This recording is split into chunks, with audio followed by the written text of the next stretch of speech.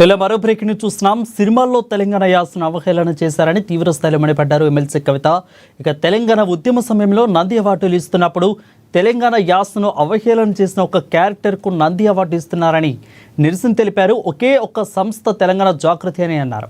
ఇక ఒక సినిమాకు తీసి సినిమాల్లో వచ్చే డబ్బులను తెలంగాణలో ఖర్చు పెట్టి తెలంగాణకు వ్యతిరేకంగా పనిచేస్తున్నారనే నేపథ్యంలో ఆంధ్ర సినిమాలను అడ్డుకోవాలని పిలుపునిచ్చింది తెలంగాణ జాగృతి నేనేనని అన్నారు కవిత. ఇక కంటెంట్ లేనుడే తిడతాడని, ఎన్ని తిట్లు తిడితే అన్ని వ్యూస్ వస్తాయని ఎమ్మెల్సీ కవిత కీలక వ్యాఖ్యలు చేశారు. సందర్భంలో నంది అవార్డ్స్ జరుగుతుంటే మన యాసను అవహేళన చేసినటువంటి ఒక క్యారెక్టర్కి నంది అవార్డు ఇస్తున్నారని ప్రొటెస్ట్ చేసినటువంటి ఒకే ఒక సంస్థ తెలంగాణ జాగృతి. ఆ తర్వాత ఉద్యమం జరుగుతున్నటువంటి సందర్భంలో సినిమాలు తీసి ఆ సినిమాలలో వచ్చే డబ్బులు మళ్ళీ మన తెలంగాణలో ఖర్చు పెట్టి తెలంగాణకు వ్యతిరేకంగా పనిచేస్తున్నారన్న నేపథ్యంతో ఆంధ్ర సినిమాలు అడ్డుకోవాలని ఆనాడు పిలిపించిన ఏకైక సంస్థ తెలంగాణ జాగృతి.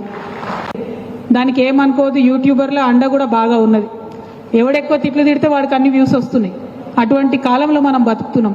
కానీ నా రిక్వెస్ట్ తెలంగాణ జాగృతి నాయకులకు, తిట్టకుండా పదునైన విమర్శ చేయడం నేర్చుకోండి.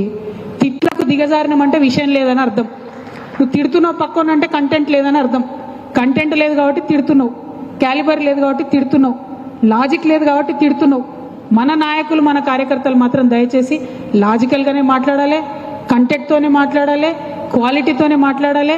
తిట్లకు మాత్రం పోవద్దు. ఆ విషయాన్ని